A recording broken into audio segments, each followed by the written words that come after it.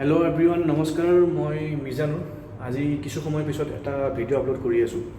এই ভিডিঅ'টোৰ টপিকটো হ'ল ডুবাইত চাকৰি কৰিবৰ বাবে কোনটো সময় বেষ্ট হয়।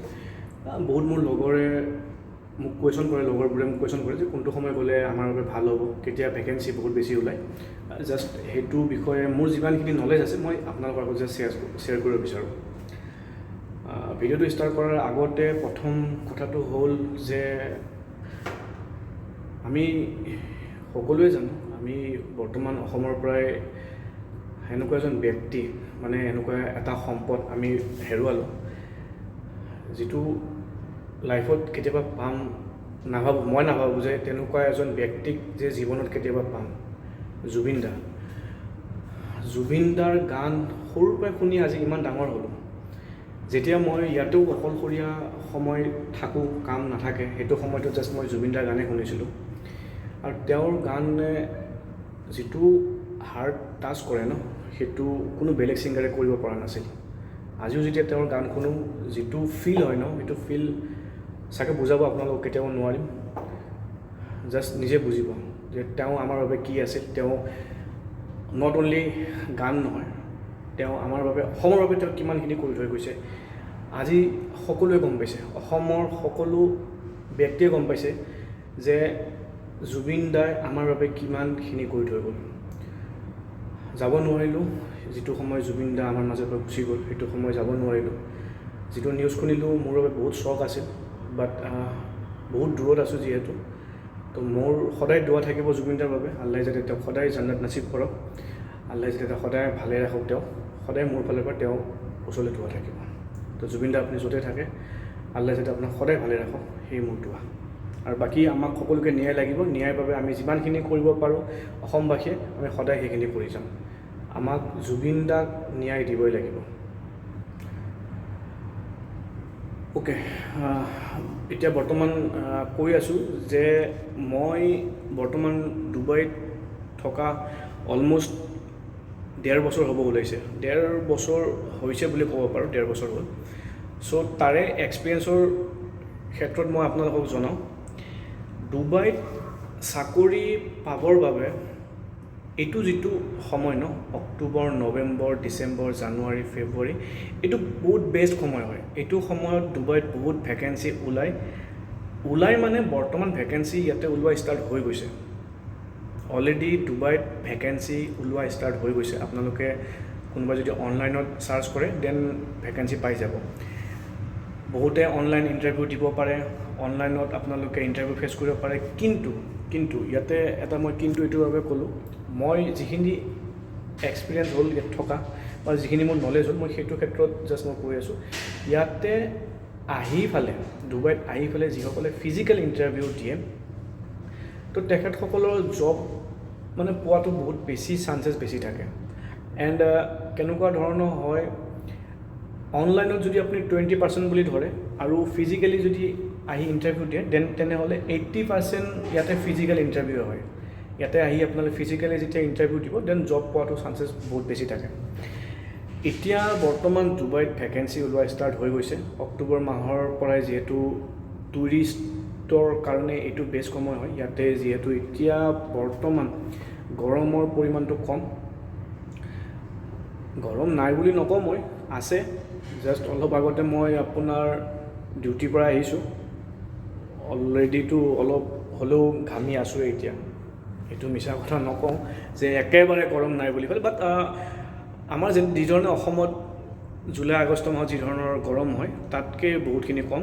চ' এইটো সময়ত আপোনালোকে ফিজিকেলি গৈ পেলাই বহুত কোম্পানী ভিজিট কৰিব পাৰে, ফিজিকেলি ৰিজিউম ছাবমিট কৰিব পাৰে আৰু ফিজিকেলি আপুনি ইণ্টাৰভিউ দিব পাৰে। এইটো বেষ্ট সময় হয়, সেইবাবে মই জনাই থৈ দিলোঁ। কাৰণ এইটো সময়ত ভেকেঞ্চিও ওলায় আৰু প্লাছ আপোনালোকে যিবোৰ কোম্পানী থাকে, যিবোৰ কোম্পানীৰ লোকেশ্যন থাকে, সেই লোকেশ্যনত গৈ পেলাই আপোনালোকে ফিজিকেলি ইণ্টাৰভিউ দিব পাৰে। চ' কোনোবাই যদি ডুবাই আহিম বুলি ভাবি প্লেনিং কৰি আছে, তো তেখেতসকলৰ বাবে এই সময়খিনি বহুত ধুনীয়া সময় হয়। এইটো সময়ত আপোনালোকে ইয়াতে আহি পেলাই ৰিজিউম বনাই পেলাই, অসমৰ পৰা ৰিজিউম বনাই আনিব, কিন্তু ইয়াতে আহি ৰিজিউম নবনাব, অসমৰ পৰা ৰিজিউম বনাই আনিব। কাৰণ ইয়াতে বহুত কষ্টলি হয়। এখন পেজৰ ৰিজিউম 1 ড্ৰিহামে হয়, 1 ড্ৰিহাম মানে 24 টকা, 24 ৰুপিজ হয়। য'ত অসমত বনাই পেলাই ৰিজিউম আনিব। আৰু এটা কথা কৈ থৈ দিওঁ, যিসকলৰ কনফিডেঞ্চ আছে, যিসকলৰ লাগে যে মই ডুবাইত জব ল'ব পাৰিম, মোৰ কেপাবিলিটি আছে বা মোৰ কনফিডেঞ্চ আছে, তেখেতসকলহে ডুবাইত আহিব। বাকী যিসকলে ভাবে যে নাই মই জব পাই যাম, তেখেতসকল ডুবাইত নাহিব। কাৰণ ইয়াতে কম্পিটিশ্যন বহুত বেছি হয়। কম্পিটিশ্যন 100টা যদি ভেকেঞ্চি এটা কোম্পানীত ওলায়, আপুনি 1000-2000 কেণ্ডিডেটে তাতে ইণ্টাৰভিউ ফেচ কৰে। কাৰণ ইয়াতে অকল ইণ্ডিয়াৰ মানুহ নাহে ইয়াতে জব বিচাৰি পেলাই। ইয়াতে পাকিস্তানৰ, ফিলিপিনছ, আপোনাৰ বহুত বেলেগ বেলেগ দেশৰ মানুহ আহি পেলাই ইয়াতে আপোনাৰ ইণ্টাৰভিউ ফেচ কৰি তেওঁলোকে জব ল'ব পাৰে। আৰু তাৰপিছতো আৰু এটা বস্তু বহুত ইম্পৰ্টেণ্ট হয়, জব পোৱাৰ পিছৰ কথা কৈ আছোঁ। জবটো আপোনালোকে পাই গ'ল, আপোনালোকে জব এটা পাই গ'ল। জবত আপোনালোকে পাবৰ বাবে প্ৰথম হ'ল ফিজিকেল, আপুনি গৈ পেলাই ৰিজিউম ছাবমিট কৰিব লাগিব। নহ'লে আপোনালোকৰ ইণ্ডিড, নকৰি গাল্ফ হ'ল, ডুবিজেল হ'ল, স্কিল বি হ'ল, এটা বহুত ধৰণৰ এনেকুৱা এপছ থাকে। টেলিগ্ৰামত আপোনালোকৰ কিছুমান গ্ৰুপ থাকে, তাতে আপোনালোকে এড হৈ পেলাই জবৰ নটিফিকেশ্যন আপোনালোকে পাই থাকে। এনেকৈ আপোনালোকে এপ্লাই কৰিব পাৰে। জবটো পোৱাৰ পিছতো আপোনালোকক ইয়াতে 2 মাহৰ বাবে আপোনালোকক পাৰফৰ্মেঞ্চ টেষ্ট কৰে যে এই পাৰ্চনজনক আমি এমপ্লয়মেণ্ট ভিজা লগাব পাৰিম নে নোৱাৰিম। সেই হিচাপতো আপোনাক ইয়াতে 2 মাহৰ বাবে আপোনাৰ পাৰফৰ্মেঞ্চ টেষ্ট কৰিব। আপোনাৰ যদি পাৰফৰ্মেঞ্চ প্ৰেক্টিকেল বহুত ভাল হয়, দেন তেতিয়াহে আপোনাৰ এমপ্লয়মেণ্ট ভিজা লগাব। চ' অসমৰ এক্সপিৰিয়েঞ্চ লৈ পেলাই যদি ভাবে মোৰ এক্সপিৰিয়েঞ্চটো মই ৰিজিউমত মেনশ্যন কৰিছোঁৱে, মই জব পাই যাম, সেইটো ইয়াতে নহয়।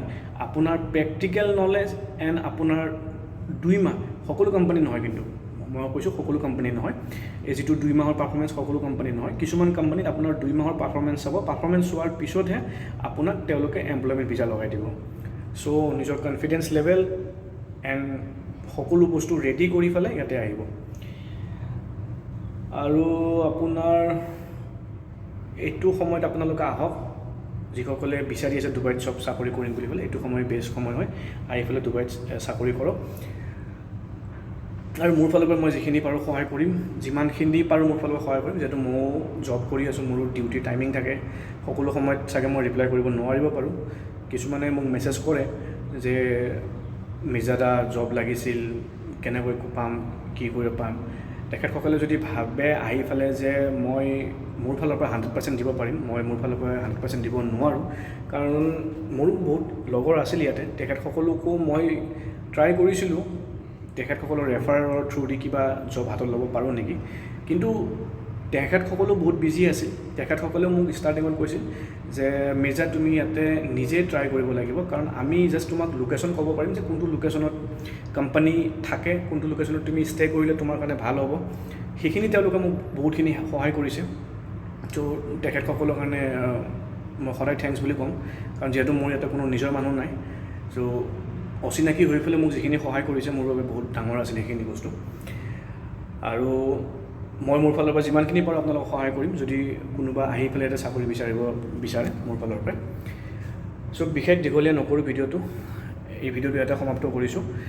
আৰু যদি নেক্সট কিবা মোৰ আৰু নলেজ থাকে চাকৰিৰ বিষয়ে হওক বা ডুবাইত ক'ত কি ভেকেঞ্চি ওলাইছে, মই ডেফিনেটলি ভিডিঅ' আপলোড কৰি আপোনালোকক জনাম।